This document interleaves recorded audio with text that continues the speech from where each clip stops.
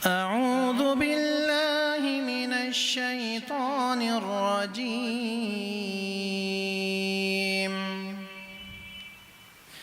بسم الله الرحمن الرحيم.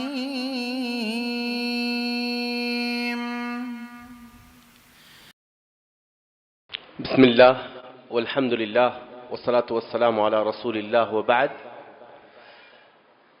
معزز سامعین، اللہ آپ لوگوں کو جزائے خیر دے کہ ماشاءاللہ یہ تیسری نشست ہے جو آپ مسلسل اپنی وقت کی قربانی دے کر بیٹھے ہیں. تو انشاءاللہ یہ وقفہ پچھلے 2 نشستوں کے مقابلے میں کچھ مختصر رہے گا. اب ہم جس عظیم شخصیت کا پچھلے کچھ لمحات سے ذکر کر رہے ہیں، یہ فاروق اعظم شہید محراب ان القاب سے ملقب شخصیت ہیں. ہم کچھ ہجرت سے پہلے اور ہجرت کے بعد کے کچھ ایسے واقعات جس سے عمر رضی اللہ تعالی عنہ کی دانشمندی، حکمت عملی، ثواب دید، آپ صلی اللہ علیہ وسلم کی تصدیق میں اور دفاع میں جو انہوں نے کوششیں کی، ان کوششوں کا ذکر آپ کے روبرو کریں گے انشاءاللہ. پہلی بار مسلمانوں نے عمر رضی اللہ تعالی عنہ اور حمزہ رضی اللہ تعالی عنہ، ان دونوں کے قبول اسلام کے بعد پہلی بار مسلمان 2 صفوں میں نکل کر ایک صف کی قیادت عمر رضی اللہ عنہ اور دوسرے صف کی قیادت حمزہ رضی اللہ تعالی عنہ کر رہے تھے. تو اس طرح مکے کی گلیوں سے نکل کر مسجد الحرام کعبۃ اللہ کے صحن میں جا کر نماز پڑھی. یہ دن مشرکین مکہ کے لیے سب سے تکلیف دہ دن تھا. ان کی تاریخ میں یہ پہلا دن تھا جس دن مسلمانوں نے کعبۃ اللہ کے صحن میں کھل کر عبادت کی. اور عمر رضی اللہ تعالی عنہ کی ہجرت کا واقعہ بھی آپ نے سنا. بالکل اعلان کرتے ہوئے وہ مدینہ کی اور آگے بڑھے. تو اب ہم دیکھتے ہیں کہ جب مدینہ پہنچے تو کوئی معرکہ ایسا معرکہ نہیں ہے، کوئی غزوہ ایسا غزوہ نہیں ہے جو اللہ کے رسول شریک ہوں اور اس میں عمر ابن الخطاب شریک نہ ہوئے ہوں. ایسی بات نہیں ملتی ہے. ہر غزوے میں وہ شریک رہے اور ہر غزوے میں ان کا ایک رول رہا. سب سے پہلے جنگ بدر کے موقع پر جب صلح کی باتیں آ رہی تھی، فدیے کی باتیں آ رہی تھی، پیسے لے کر قیدیوں کو چھوڑنے کی بات آ رہی تھی، تو عمر رضی اللہ تعالی عنہ نے صاف الفاظ میں کہا کہ ان مشرکین کو سزا دی جائے ورنہ اس کا خمیازہ ہم کو بھگتنا پڑے گا. عباس رضی اللہ تعالی عنہ بھی بدر میں قیدیوں میں تھے. اللہ کے رسول صلی اللہ علیہ وسلم سے عمر رضی اللہ عنہ نے کہا سب سے پہلے آپ عباس سے شروع کریں. ان کی جرأت کو سلام. قرآن مجید کی آیتیں جب نازل ہوئیں تو عمر رضی اللہ تعالی عنہ کی موقف اور ان کی تائید میں نازل ہوئی. پھر جب احد کا معرکہ تھا، اس احد کے معرکے میں جب صحابہ بکھر گئے تھے تو بہت کم صحابہ تھے جو اللہ کے رسول صلی اللہ علیہ وسلم کے ساتھ کھڑے تھے، ڈٹے تھے. ان میں سے ایک عمر ابن الخطاب رضی اللہ عنہ تھے. اور آپ کو وہ واقعہ بھی پتا ہے جب جنگ احد کے اختتام میں ابو سفیان بآواز بلند اعلانات پہ اعلانات کیے جا رہے تھے، تو اس موقع پر اللہ کے رسول صلی اللہ علیہ وسلم نے عمر سے کہا کہ ابو سفیان کا جواب دیں. اور عمر رضی اللہ تعالیٰ عنہ 3 ہجری احد کا واقعہ ہو گیا. پھر بنو المستلق کا وہ واقعہ جس میں منافقین نے اپنی خصلت دکھائی اور اما عائشہ رضی اللہ تعالی عنہا پر تہمتیں، الزامات لگائے، تو اس موقع پر منافقین کا جو سب سے بڑا سردار تھا عبداللہ ابن ابی ابن سلول، یہ مدینہ پہنچنے کے ساتھ، مدینے میں داخل ہونے سے پہلے عمر رضی اللہ عنہ کھڑے ہو گئے اور اللہ کے رسول سے اجازت مانگی، اے اللہ کے رسول اجازت دیں، اس منافقین کے سردار کا سر قلم کرنا چاہتا ہوں۔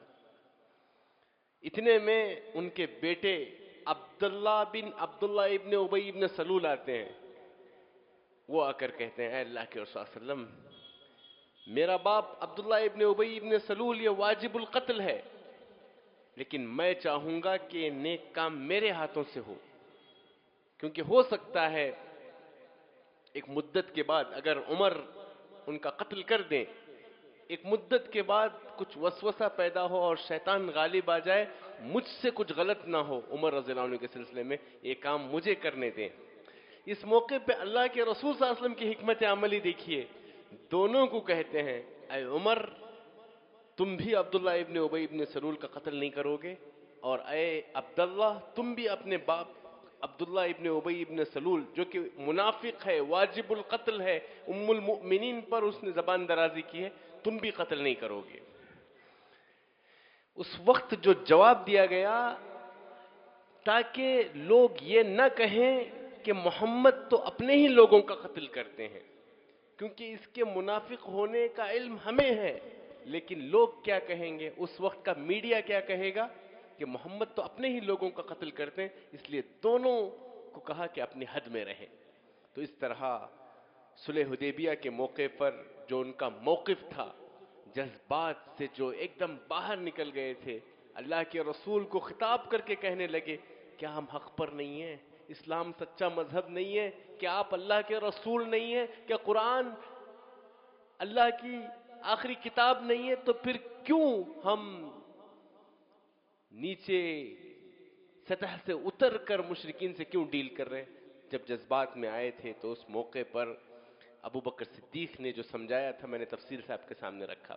پھر اسی طرح حنین کے موقع پر پہلی بار ایسا ہوا کہ مسلمانوں کی فوج سب سے بڑی فوج تھی، اس میں مکہ فتح مکہ میں جو لوگ اسلام قبول کیے تھے، نئے نئے اسلام قبول کیے ہوئے لوگ داخل ہو گئے تھے، تو مسلمان ایک وہم و گمان میں آ گئے کہ اب ہماری فوج اتنی بڑی ہے کہ ہمیں شکست نہیں ہوگی، تو مسلمانوں کو خسارہ اور نقصان اٹھانا پڑا، اور اللہ کے رسول صلی اللہ علیہ وسلم کے ساتھ کچھ ہی صحابہ، اللہ کے رسول چلاتے جا رہے ہیں انا النبی لا کذب انا ابن عبد المطلب، اعلان کرتے جا رہے ہیں، کچھ ہی صحابہ جو حنین کے موقع پر ثابت قدم تھے، ان میں سے عمر ابن الخطاب رضی اللہ تعالی عنہ تھے۔ اسی طرح میں نے ایک واقعہ بتایا تھا، ذات السلاسل کی ایک جنگ ہوئی تھی روما سلطنت سے، تو دیکھیے عمرو بن العاص وہ اسلام قبول کیے ہیں 6-7 ہجری کے قریب کی بات ہے، 8 ہجری میں ان کی کمانڈنگ کی وجہ سے، ان کی لیڈنگ کی وجہ سے، ان کی قیادت کی وجہ سے، جیسے خالد بن ولید رضی اللہ تعالیٰ عنہ کو جنگ موطا میں جیسے انہوں نے محاذ سنبھالا تھا، عمرو بن العاص کو انہوں نے سردار بنایا، اسلام قبول کیے ہوئے کچھ ہی مہینے ہوئے ان کو سردار بنایا، اور ابو بکر اور عمر کو ان کے انڈر میں رکھا۔ یہ تابعداری،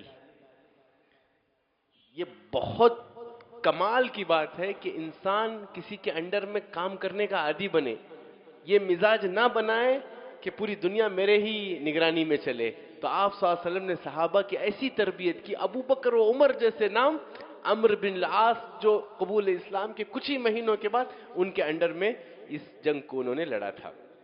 پھر اسی طرح عمر رضی اللہ تعالی عنہ کی جو جنگ تبوک کے موقع پر پورے گھر کو سمیٹ کر سمجھے اپنے پوری تجارت کا آدھا حصہ اللہ کے راہ میں انہوں نے وقف کر دیا تھا، یہ بہت بڑی قربانی ہے کہ ایک انسان اپنی پوری جائیداد کا آدھا حصہ اللہ کے راہ میں لگا دے۔ اور اسی طرح آپ کو وہ واقعہ بھی عمر رضی اللہ عنہ کا پتہ ہوگا کہ علم حاصل کرنے کا کتنا شوق تھا انہیں، ان کے ساتھ ایک بزنس پارٹنر تھے. ایک دن وہ اللہ کے رسول کی نشست میں رہتے, عمر رضی اللہ عنہ تجارت پر جاتے. جب شام میں آ جاتے تو دن بھر کی احادیث اور تعلیمات وہ عمر رضی اللہ عنہ کو سکھاتے, اور دوسرے دن عمر رضی اللہ تعالیٰ عنہ اللہ کے رسول کی صحبت میں رہتے, وہ بھائی تجارت پہ جاتے, باری باری علم حاصل کرتے تھے. اور آپ کے ذہن میں وہ واقعہ بھی ہوگا جب اللہ کے رسول صلی اللہ علیہ وسلم کے سامنے عمر رضی اللہ عنہ نے صاف الفاظ میں کہا, اے اللہ کے رسول صلی اللہ علیہ وسلم, آپ میرے پاس ہر چیز سے عزیز ہے, میری مال و دولت, میری جائیداد, میرے گھر والے, سب سے عزیز آپ ہیں, لیکن میری جان کے بعد. تو اس موقع پہ اللہ کے رسول نے کہا, اے عمر, ابھی تک تمہارا ایمان مکمل نہیں ہوا. اسی لمحے عمر رضی اللہ تعالیٰ عنہ کا جواب یہ آتا ہے کہ اے اللہ کے رسول صلی اللہ علیہ وسلم, اب اس گھڑی آپ کی قدر و منزلت میرے پاس میرے جان سے بڑھ کر ہے. تو اللہ کے رسول صلی اللہ علیہ وسلم نے کہا, اب اے عمر تمہارا ایمان مکمل ہوا. صاف گوئی اور دل کی جو بات تھی وہ کس طرح اللہ کے رسول صلی اللہ علیہ وسلم کے سامنے رکھا کرتے تھے آپ دیکھ سکتے ہیں. اور اسی طرح تقریباً چاہے وہ مقام ابراہیم کا معاملہ ہو کہ مقام ابراہیم کی کون سی جگہ ہونی چاہیے, حجاب کے سلسلے میں جو آیتیں نازل ہوئیں, اور جنگ بدر کے قیدیوں کے فیصلے کا معاملہ ہو, منافقین پر نماز پڑھنے کا معاملہ ہو, شراب کی حرمت کا معاملہ ہو, یہ تمام معاملات میں عمر رضی اللہ تعالیٰ عنہ نے پہلے مشورہ دیا. عمر رضی اللہ تعالیٰ عنہ نے اپنا سٹینڈ, اپنی رائے پیش کی, تب جا کر قرآن مجید کی آیتیں نازل ہوئیں, اور عمر کی جو سوچ تھی وہ شریعت کا حصہ بن گئی. ان تمام معاملات میں منافقین, عبداللہ ابن ابی ابن سلول, اسی منافق کے جنازے کی نماز کے لیے اللہ کے رسول آگے بڑھ رہے, عمر رضی اللہ عنہ آ کر کھڑے ہو گئے, آپ منافق پر نماز نہیں پڑھا سکتے. اس بندے نے کس کس موقع پر آپ کو اذیت دی, فلان جگہ آپ کو تکلیف دی, فلان جگہ آپ کو تکلیف دی, ایک ایک گنانے لگے. اور اللہ تعالیٰ نے خود کہا ہے کہ اگر آپ 70 دفعے بھی ان کی مغفرت طلب کریں تو اللہ انہیں معاف نہیں کرے گا. تو اللہ کے رسول نے کہا, میں 71 دفعے ان کی مغفرت کروں گا. آپ نے جنازے کی نماز پڑھائی تو باقاعدہ اس کے بعد قرآن مجید کی آیت نازل ہوئی کہ آج کے بعد پھر کسی منافق کی آپ نماز نہ پڑھائیں. ایسے بے شمار واقعات ہیں, اسے کہتے ہیں موافقات عمر. خود ایک بڑا لیکچر ہے کہ وہ کتنے ایسے واقعات ہیں جس میں عمر رضی اللہ تعالیٰ عنہ نے جو کہا وہ فیصلہ بن گیا. اور یہاں پر میں ایک چیز بتانا چاہوں گا کہ عمر رضی اللہ تعالیٰ عنہ نے پورے احادیث جو عمر رضی اللہ تعالیٰ عنہ نے اللہ کے رسول صلی اللہ علیہ وسلم سے روایت کیے ہیں, اس کی تعداد 539 روایتیں ہیں جو عمر رضی اللہ تعالی عنہ نے اللہ کے رسول صلی اللہ علیہ وسلم سے نقل کی ہیں. اور اللہ کے رسول صلی اللہ علیہ وسلم سے ابو بکر صدیق رضی اللہ تعالی عنہ نے کتنے تھے, ابو بکر صدیق رضی اللہ عنہ نے کتنی روایتیں نقل کی تھی, 143, اور عمر رضی اللہ تعالیٰ عنہ نے 539. یہ روایتیں تھی. میں نے اس کی وجہ یہ بتلائی کہ ابو بکر اور عمر رضی اللہ عنہ کا پیریڈ اتنا مشغول پیریڈ تھا, فتوحات کا سلسلہ. جیسے خود عمر رضی اللہ تعالیٰ عنہ کے کارناموں پر آپ غور کریں, بیت المال کا سسٹم, وقف کا سسٹم, پورے مدینہ والوں کو سکون پہنچانے کے لیے رات بھر پہرا دینے کا قصہ. ایک ایک مدینے کے ممبر کی تکلیف کو اپنی تکلیف سمجھتے تھے. تو ان مشغولیات کی وجہ سے ابو بکر صدیق رضی اللہ عنہ اور عمر رضی اللہ تعالیٰ عنہ زیادہ روایتیں جمع نہیں کر سکے. اور صحابہ اکرام خصوصاً علی رضی اللہ تعالیٰ عنہ کہتے تھے کہ ہم محسوس کرتے تھے کہ سکینت, وقار اور حق جو ہے نا عمر رضی اللہ تعالیٰ عنہ کی زبان پر جاری تھا. معاویہ رضی اللہ تعالیٰ عنہ کہتے ہیں دنیا نے عمر کو طلب کیا اور عمر نے اسے انکار کر دیا. اور اللہ کے رسول صلی اللہ علیہ وسلم کی ایک حدیث ہے,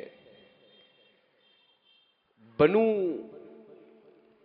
جو اس سے پہلے والی امتیں ہیں ان میں کچھ ایسے لوگ گزرے ہیں جو بڑی صلاحیت کے مالک، جن کو اللہ تعالیٰ الہام کرتے تھے اگر میرے امت میں ایسے افراد ہیں تو وہ عمر کا شمار ان لوگوں میں سے ہوگا، اور اللہ تعالیٰ نے عمر کی زبان پر حق کو جاری کیا ہے۔ اور دیکھیے اتنی بڑی شخصیت ہونے کے باوجود ابو بکر صدیق رضی اللہ تعالیٰ عنہ کے دور خلافت میں کس طرح ان کے تابعدار رہے۔ انہیں موقع تھا، وفات رسول کے موقع پر خود ابو بکر صدیق رضی اللہ عنہ نے کہا کہ یہ عمر ہیں، ان کو خلیفہ تسلیم کر لیجئے، کیونکہ اللہ کے رسول صلی اللہ علیہ وسلم نے کہا ہے کہ اگر میرے بعد کوئی نبی ہو تو عمر۔ لیکن عمر رضی اللہ تعالیٰ عنہ کی دور اندیشی دیکھیے، انہوں نے مثال دی اور کہا امامت، اللہ کے رسول صلی اللہ علیہ وسلم نے اپنی زندگی میں اس آخرت کی امامت میں ابو بکر کا انتخاب کیا، تو کہ دنیا کی خلافت اور دنیا کی امامت میں ہم ابو بکر کا انتخاب نہیں کر سکتے؟ اس ایک جملے نے صحابہ کرام کی رائے بدل دی۔ اور اسی طرح عمر رضی اللہ تعالیٰ عنہ ابو بکر صدیق رضی اللہ عنہ کے پورے پیریڈ میں مکمل تابعدار بن کے رہے، اور عمر رضی اللہ تعالیٰ عنہ کی رائے یہ تھی کہ مانعین زکوٰۃ، جو زکوٰۃ دینے سے انکار کیے، ان کے خلاف جنگ نہیں ہونی چاہیے۔ لیکن ابو بکر صدیق نے جب دلائل پیش کیے تو عمر رضی اللہ عنہ مان گئے۔ قرآن مجید کو جمع کرنے کا جو مسئلہ آیا، جب 70 قاری شہید ہوئے تو عمر رضی اللہ تعالیٰ عنہ نے مشورہ دیا کہ قرآن مجید کو جمع کیا جائے۔ ابو بکر صدیق اس کے لیے تیار نہیں تھے، لیکن عمر رضی اللہ تعالیٰ عنہ نے اس انداز میں سمجھایا کہ ابو بکر صدیق رضی اللہ تعالیٰ عنہ نے اسے تسلیم کیا۔ تاریخ میں اکثر خالد بن ولید اور عمر ابن الخطاب، ان دو شخصیتوں کے سلسلے میں غلط واقعات نقل کیے گئے۔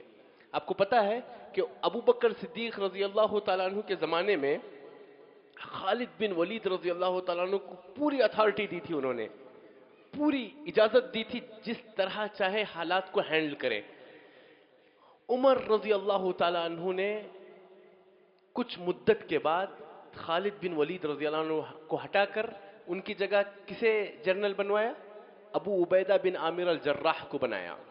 تو لوگ یہاں ایسے من گھڑت واقعات نقل کرتے ہیں کہ زمانے جاہلیت میں خالد رضی اللہ تعالیٰ عنہ اور عمر رضی اللہ عنہ میں ایک ریس میں عمر رضی اللہ عنہ ہار گئے تھے، اس کا بدلہ انہوں نے خلیفہ بننے کے بعد لیا۔ یہ بڑی ہی بچکانہ باتیں ہیں۔ اگر دیکھا جائے تو ابو بکر صدیق رضی اللہ تعالیٰ عنہ کے پیریڈ میں جنرل، مکمل جنرل بنانے کا جو مشورہ دیا تھا وہ عمر رضی اللہ عنہ تھے، انہوں نے خالد ابن ولید رضی اللہ عنہ کا نام پیش کیا تھا۔ اچھا، خالد بن ولید کا نام آخر انہوں نے پھر کینسل کیوں کیا؟ ان کی جگہ ابو عبیدہ بن جراح کا انتخاب کیوں کیا؟ اس کی وجہ یہ ہے کہ لوگوں میں ایک تصور پیدا ہو گیا تھا کہ جس فوج کی کمانڈنگ خالد بن ولید کریں تو اس جنگ کا جیتنا یقینی ہے۔ اللہ سے بڑھ کر اعتماد خالد بن ولید پر آ رہا تھا، تو اس موقع پر عمر رضی اللہ تعالیٰ عنہ نے خالد بن ولید کو معزول کر کے ابو عبیدہ بن عامر الجراح کو کمانڈر بنایا۔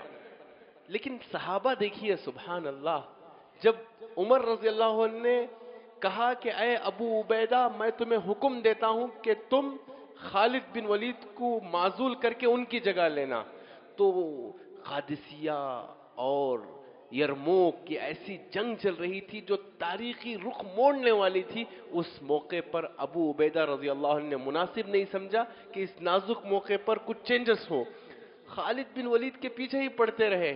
پھر عمر رضی اللہ عنہ کو پتا چلا کہ ابھی تک خالد رضی اللہ عنہ کو نہیں ہٹایا گیا، تو انہوں نے ایک دوبارہ خط لکھا کہ جمعہ کے دن اعلان کر کے خالد بن ولید کو ہٹایا جائے اور تمہاری امامت اور تمہاری قیادت میں بات آگے بڑھنے چاہیے۔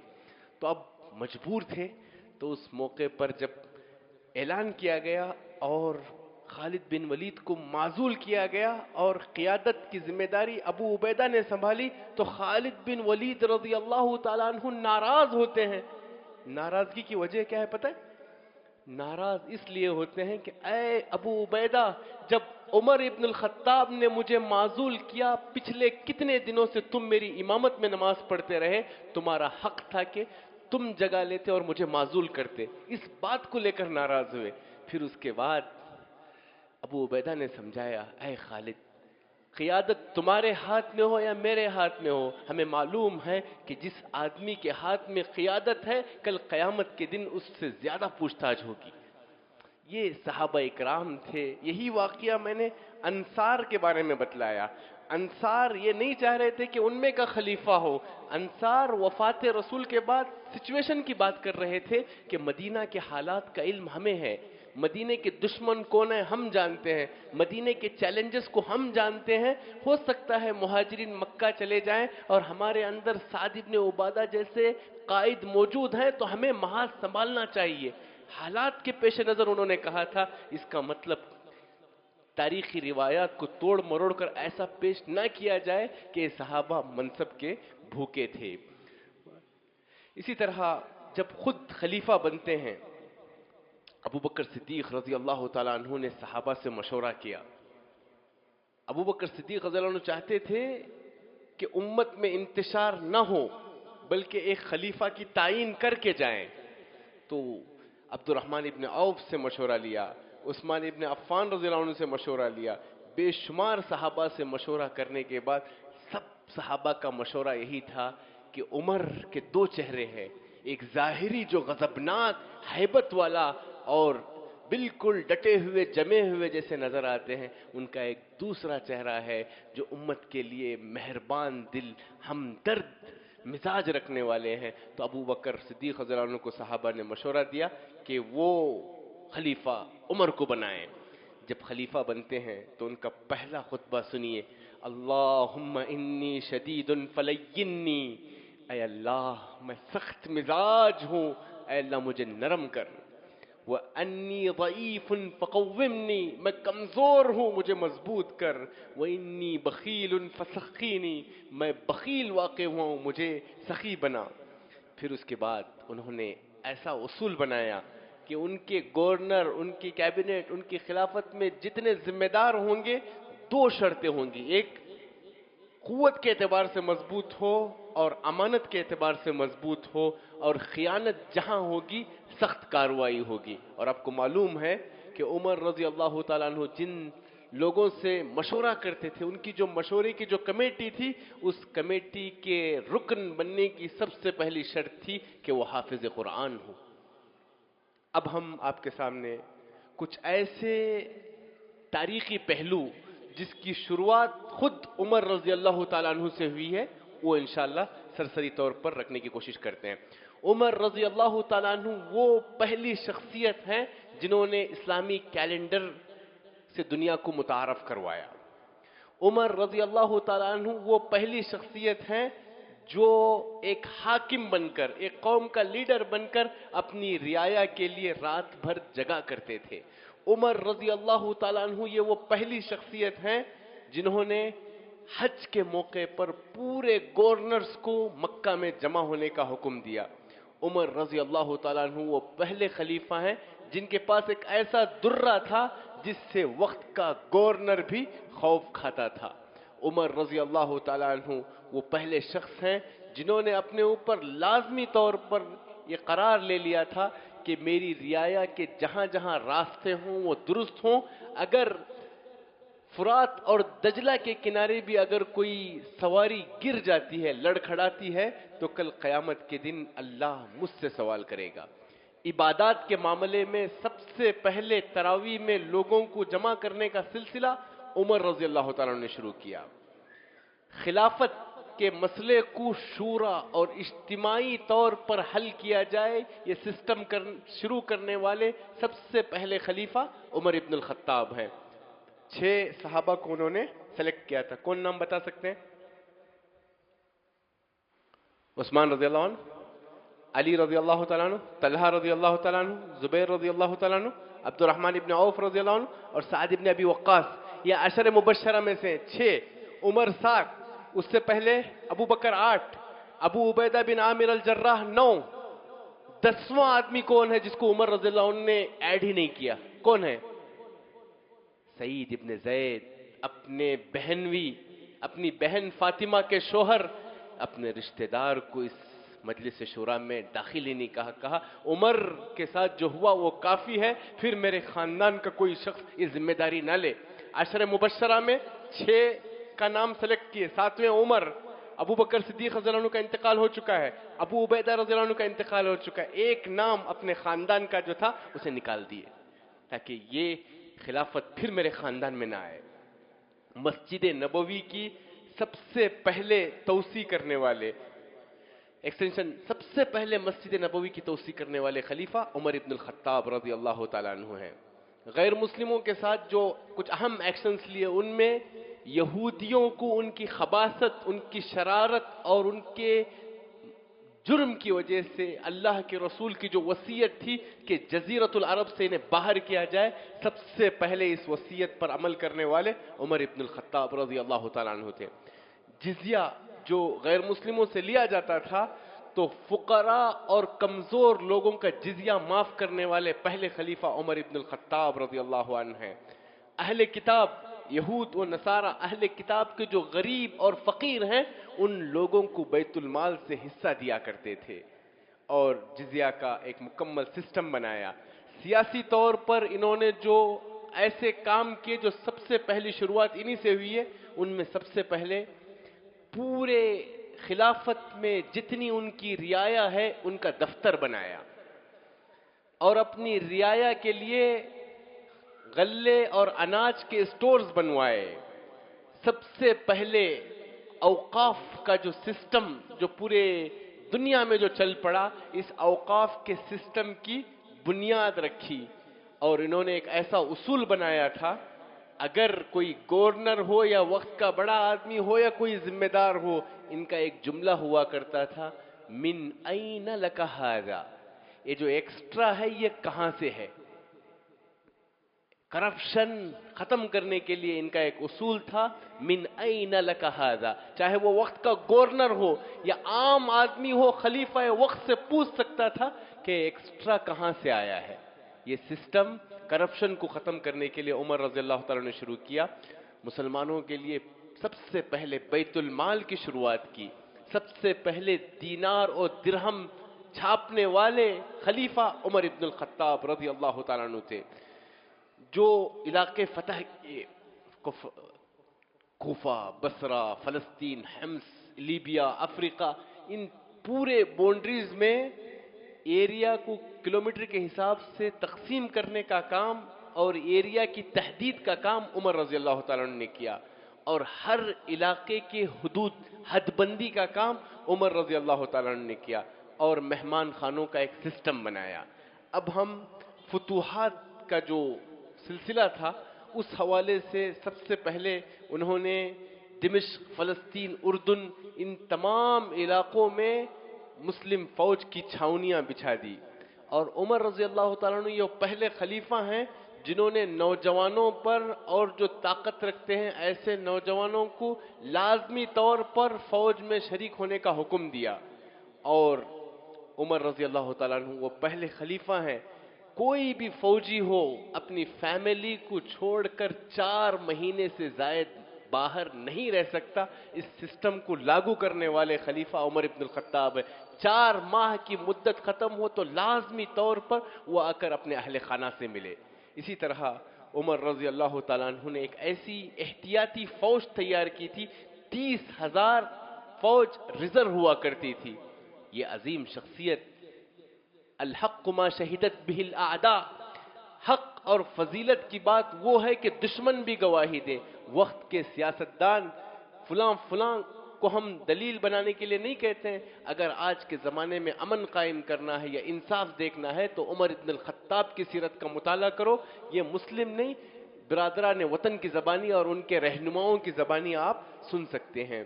اور اسی طرح فوج کے جتنے سپاہی ہیں ان کا دفتر، ان کے نام، ان کی سیلریز کا سسٹم بنایا، اور اسی طرح جب جنگ کے لیے کوئی قافلہ نکلتا تو اس کے ساتھ میڈیکل کی پوری ٹیم پوری تیاریوں کے ساتھ، قاضی حضرات کی ٹیم، گائیڈ کرنے والوں کی ٹیم، ٹرانسلیٹرز کی ٹیم، پوری ٹیم کے ساتھ وہ جنگ کے میدان میں اترا کرتے تھے۔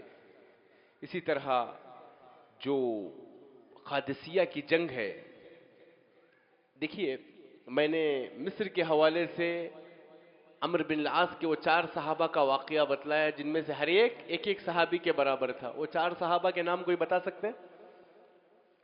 زبیر بن عوام، مسلمہ بن مخلد رضی اللہ عنہ، قعقاع بن عمرو رضی اللہ تعالیٰ عنہ، اور عبادہ ابن الصامت، ایک ہزار کے برابر۔ دیکھیے یہاں پر میں تھوڑا سا رکنا چاہوں گا۔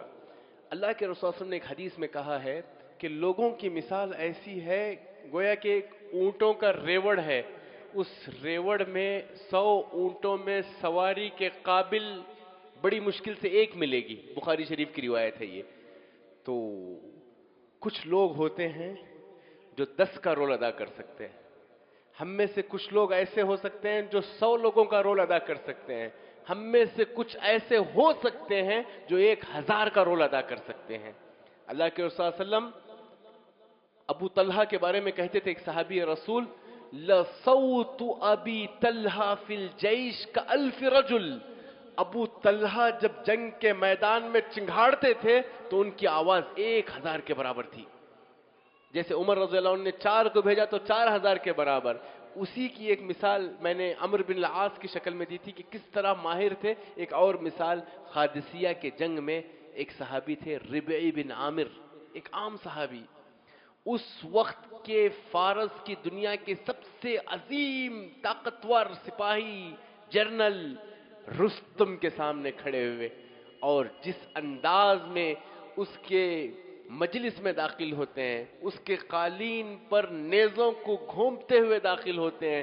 خچر میں آئے تھے، اس خچر کو محل کے کنارے کسی قیمتی قالین کے کپڑے کو پھاڑ کر خچر کو باندھ کر قالین پر نیزوں کو مارتے ہوئے رستم کے دربار میں اس انداز میں کھڑے ہوتے ہیں۔ ایک عمر رضی اللہ عنہ کا ادنا سپاہی کہ پریشان ہو کر کہتا ہے کہ اے عرب، کل تک ہم روٹیوں کے کچھ ٹکڑے پھینکتے تھے اور ہماری باتوں کو سننے والے آج فارس، عظیم فارس کی طرف کیوں کر رخ کیے ہو؟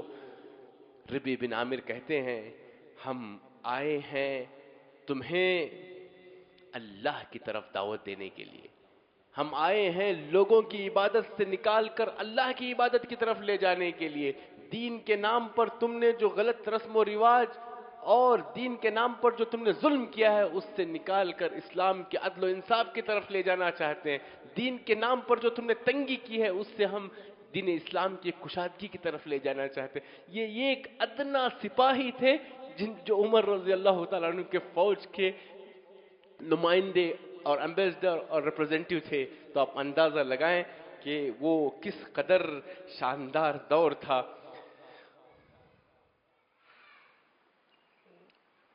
اب اسی عہد کا ایک واقعہ میں بتاتا ہوں۔ سعد ابن ابی وقاص یرموک کی لڑائی میں، قادسیہ کی لڑائی میں، سعد ابن ابی وقاص اتنی عظیم شخصیت، لیکن عین جنگ کے وقت ان کے جسم میں دنبل آ کر انہیں کافی پریشانی کا سامنا کرنا پڑتا ہے۔ آپ اندازہ لگاؤ اتنا بڑا معرکہ سعد ابن ابی وقاص رضی اللہ تعالیٰ عنہ اپنے بستر پر الٹے لیٹ کر، کیونکہ دنبل ہونے کی وجہ سے وہ اپنے پیٹھ کے بل سو نہیں پا رہے تھے، اپنے پیٹ کے بل سو کر وہ کمانڈنگ کر رہے تھے، اور اتنی عظیم جنگ وہ بستر پر لیٹ کر لیڈنگ کر کے مسلمانوں کو جیت دلائے۔ تو اس سے آپ اندازہ لگا سکتے ہیں کہ اس عہد میں ایک صحابی کا جو رول تھا، کوئی 1000 کے برابر، کوئی 100 کے برابر، کوئی 10 کے برابر۔ دیکھیے بھیڑ، کوانٹیٹی امپورٹنٹ نہیں ہے، کوالٹی امپورٹنٹ ہے، کوالٹی امپورٹنٹ ہے۔ یہ ہماری ذمہ داری ہے۔ میں یہاں پر تھوڑا سا رک کر کہنا چاہوں گا کہ آج ہمارے جو کالجز میں، یونیورسٹیز میں، سکولز میں ہزاروں نہیں، لاکھوں نہیں، کروڑوں بچے پڑھ رہے ہیں۔ ان بچوں کو کہ اگر صحیح تربیت ہو جائے تو واللہ ان میں بہت خیر موجود ہے۔ اگر ان کی تربیت پر توجہ نہیں دیں گے، یہ کوالٹی ان کی سدھار اور ان کی اصلاح کی، ان کی تربیت کی کوشش نہیں کریں گے، تو یہ لوگ LGBT کا شکار ہو سکتے ہیں، ایکس مسلم کا شکار ہو سکتے ہیں، ارتداد کا شکار ہو سکتے ہیں، سوشل میڈیا کے فتنوں کا شکار ہو سکتے ہیں۔ بے شمار فتنے ان نوجوانوں، کالج کے بچے اور بچیوں کے اطراف منڈلا رہی ہیں۔ میں کہتا ہوں کہ مسجد کے نمازیوں سے زیادہ ایمان کا خطرہ اگر کہیں منڈلا رہا ہے تو یہ ہمارے کالج کے، یونیورسٹیز کے بچوں پر منڈلا رہا ہے۔ تو ان کی تربیت یہ وقت کی ضرورت ہے، کیونکہ کہا جاتا ہے کہ اگر بارشیں نہ ہوں تو صرف فصلیں تباہ ہوں گی، اگر تربیت نہ ہو تو ہماری نسلیں تباہ ہوں گی۔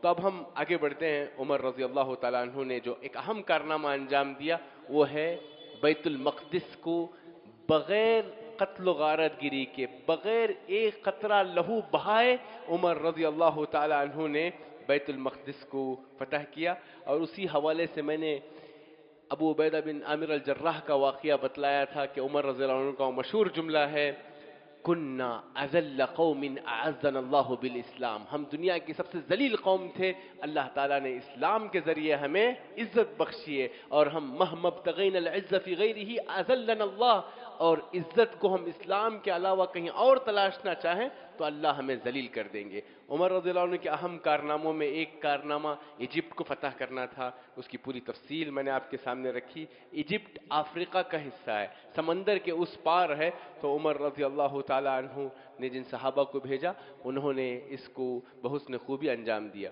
پھر اسی طرح عمر رضی اللہ تعالیٰ عنہ نے ایک دفتر کا سسٹم بنایا، پورے رعایا کی رعایت ہوا کرتی تھی۔ وہ واقعہ آپ کو معلوم ہوگا کہ ایک خاتون اپنے بچوں کو تسلی دینے کے لیے چولہا پھونک رہی ہے، گرم پانی ہے، کھانے کے لیے کچھ نہیں ہے، عمر رضی اللہ تعالیٰ عنہ گشت لگا رہے ہیں، دیکھتے ہیں کہ کوئی آواز آ رہی ہے، وہاں پہنچے تو وہ عورت برملا عمر رضی اللہ تعالیٰ عنہ کے سلسلے میں خوب سناتی ہے کہ کل قیامت کا دن ہوگا اور عمر کا گریبان ہوگا۔ یہ سن کر عمر رضی اللہ تعالیٰ عنہ دوڑے دوڑے جو اناج اور غلہ اسٹور کیا ہوا ایریا وہاں جاتے ہیں، اناج چاول اپنے کاندھے پہ اٹھا کر لاتے ہیں، تو ان کا غلام کہتا ہے، اے عمر یہ بوجھ مجھے اٹھانے کی اجازت دو، اے عمر یہ بوجھ مجھے اٹھانے کی اجازت دو۔ تو عمر رضی اللہ عنہ کہتے ہیں، کیا تم کل قیامت کے دن عمر کا بوجھ اٹھانے کے لیے تیار ہو؟ یہ عمر کی رعایا ہے، اگر یہاں عمر نے کمی کی ہے تو عمر ہی کو اس کی بھرپائی کرنی پڑے گی۔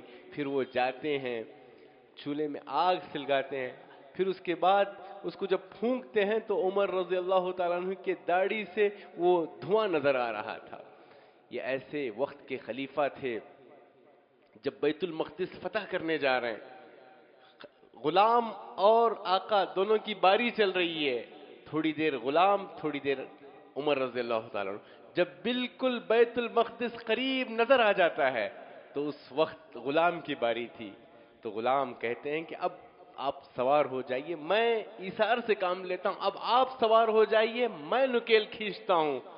عمر رضی اللہ عنہ نے کہا، نہیں، انصاف کے ساتھ اب باری تمہاری ہے، غلام اونٹ پر سوار ہوگا اور عمر ابن الخطاب وقت کا خلیفہ اونٹ کی نکیل پکڑ کر آگے بڑھے گا۔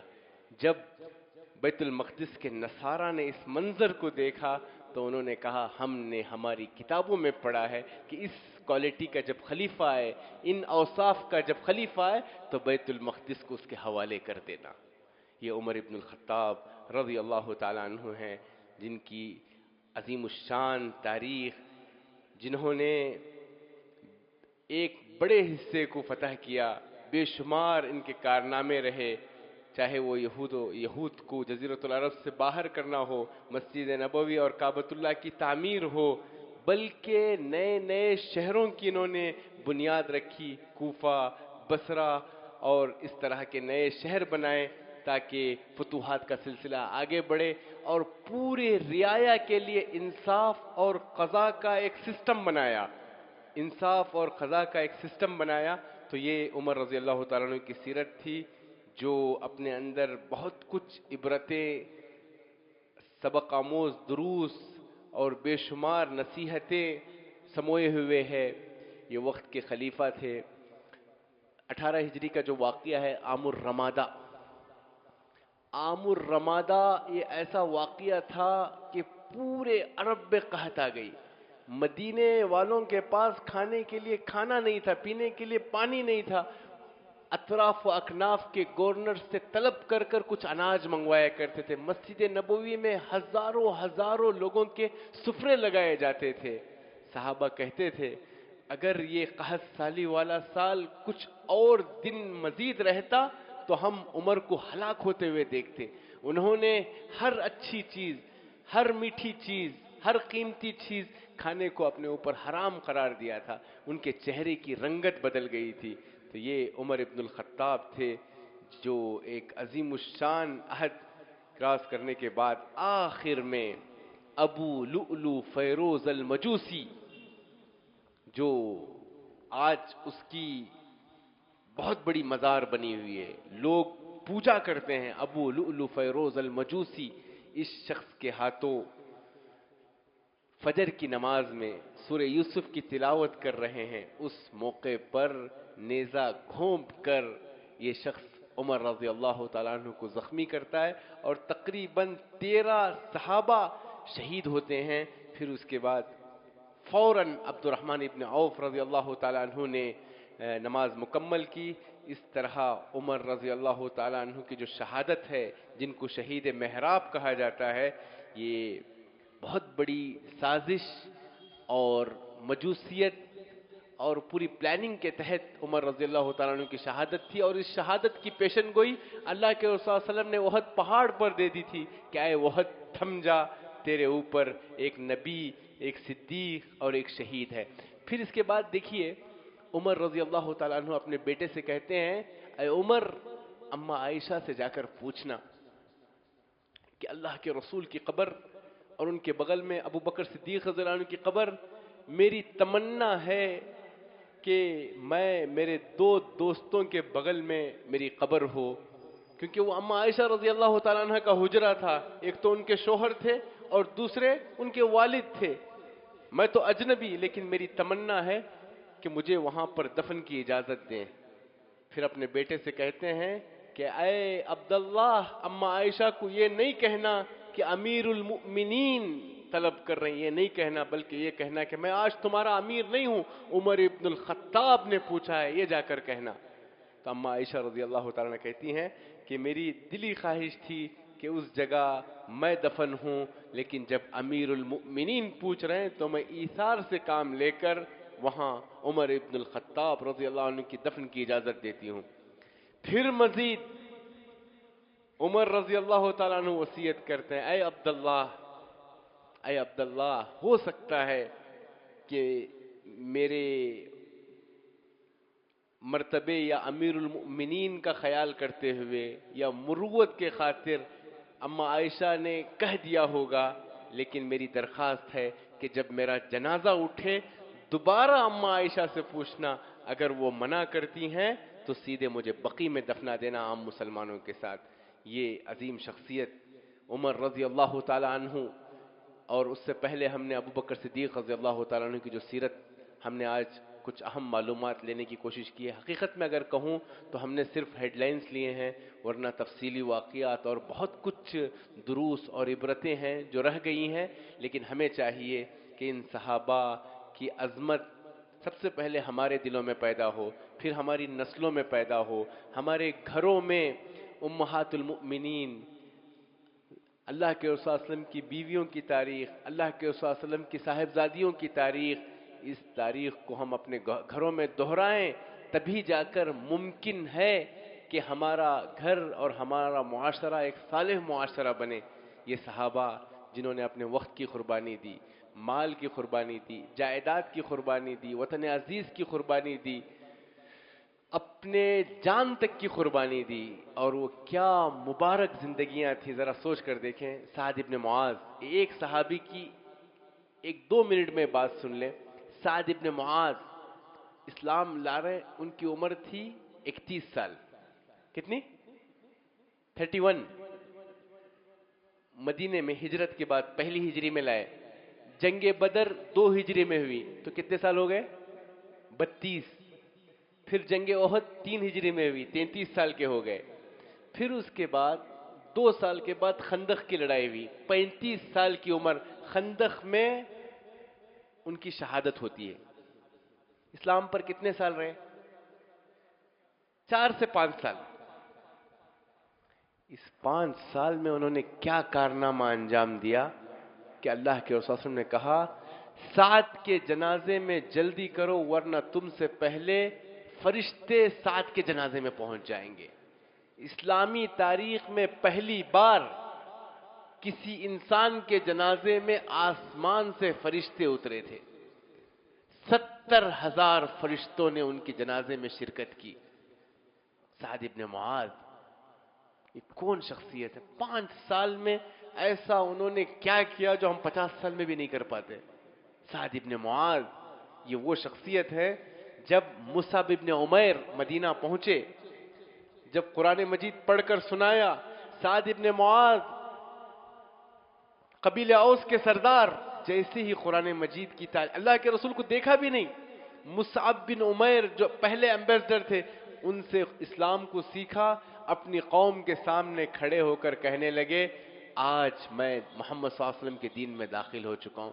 اے میرے قبیلے کے لوگوں، سورج ڈوبنے سے قبل تم میں سے ہر ایک اس دین میں داخل ہو جائے، جو دین میں داخل نہ ہو اس سے میرا کوئی تعلق نہیں۔ سورج ڈوبنے سے پہلے پورے کا پورا قبیلہ اوس اسلام میں داخل ہو گیا۔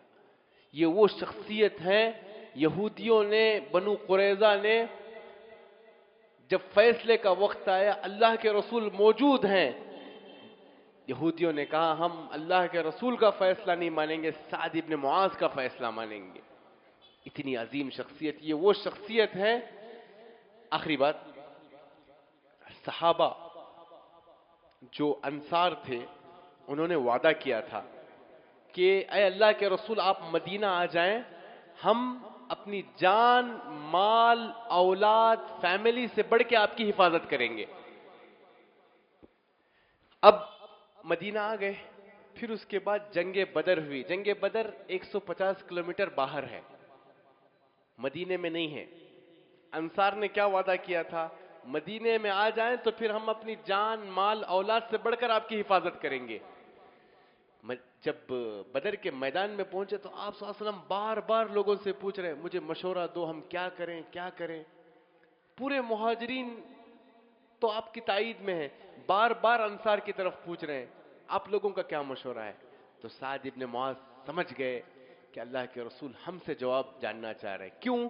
کیونکہ اگر آج کے دن بدر میں ہم اللہ کے رسول کی اگر حفاظت نہ کریں تو ہماری ذمہ داری نہیں ہے، کیونکہ ہماری ذمہ داری مدینے میں تھی۔ اگر آج ہم حفاظت نہ کریں تو ہم سے پوچھا نہیں جائے گا۔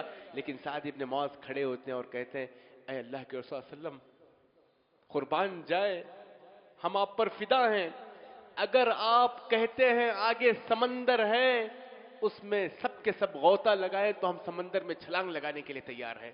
اگر آپ کہتے ہیں برق الغماد یمن کا ایک حصہ ہے، صنعاء کا حصہ ہے، اگر آپ حکم دے رہے ہیں یمن تک چلنے کا تو ہم چلنے کے لیے تیار ہیں۔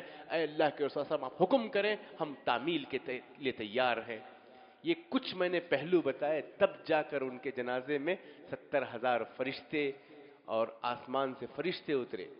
تو یہ صحابہ اکرام کی عظمت ہے، اس عظمت کو اپنے دلوں میں جگائے رکھیں اور اپنے اندر عمل کا جذبہ پیدا کریں۔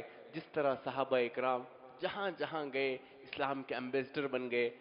صرف 1 سنچری ختم ہونے سے پہلے ہندوستان محمد بن قاسم پہنچ گئے، یا تو صحابہ نے جن کو ٹرین کیا، صحابہ نے جن کو تیار کیا۔ 1 سنچری ختم ہونے سے پہلے سندھ کے علاقے میں، ہندوستان کے علاقے میں محمد بن قاسم پہنچ گئے۔ چائنا کے بونڈری اور اس کے حدود میں قطیبہ بن مسلم الباہلی پہنچ گئے۔ اسپین کی جو بونڈری اور حدود تھی اس خطے میں طارق بن زیاد اور موسیٰ بن نصیر پہنچ گئے۔ افریقہ کے حدود میں عقبہ بن نافع پہنچ گئے۔ 1 صدی ختم ہونے سے پہلے ایشیا، یورپ، افریقہ کے مختلف خطے میں صحابہ اور صحابہ کے تربیت یافتہ تابعین اور فاتحین پہنچ گئے۔ ہمیشہ یاد رکھیں ہماری نسبت جس قدر اسلام سے ہے ہماری عظمت ہے، جس قدر ہمارا اخلاص مضبوط ہوگا اس قدر رزلٹ اچھا ہوگا. اللہ سے دعا ہے کہ اللہ تعالیٰ جو اس مجلس میں صحابہ کی عظمت کے حوالے سے جو باتیں ہم نے سنی ہیں، کہنے والے اور سننے والوں کو اللہ عمل کی توفیق عطا فرمائے اور ایک صالح معاشرے کی تشکیل کی اللہ توفیق عطا فرمائے. اللہ کے شکر کے بعد میں مسجد خلیل اللہ کے ذمہ داران کا شکر گزار ہوں جنہوں نے موقع فراہم کیا، اور اسی طرح بنگلورو دروس کے تمام ٹیم کے افراد کا میں فرداً شکر گزار ہوں جس محبت سے اپنائیت سے انہوں نے اس پروگرام کا فالو اپ کیا اور اس کو پائے تکمیل تک پہنچایا. اور اسی کے ساتھ ساتھ میں آپ سامعین کا اور پردہ نشین ہماری بہنوں کا شکر گزار ہوں جنہوں نے اپنا قیمتی وقت دیا. فجزاکم اللہ خیراً و شکراً. السلام علیکم ورحمۃ اللہ وبرکاتہ.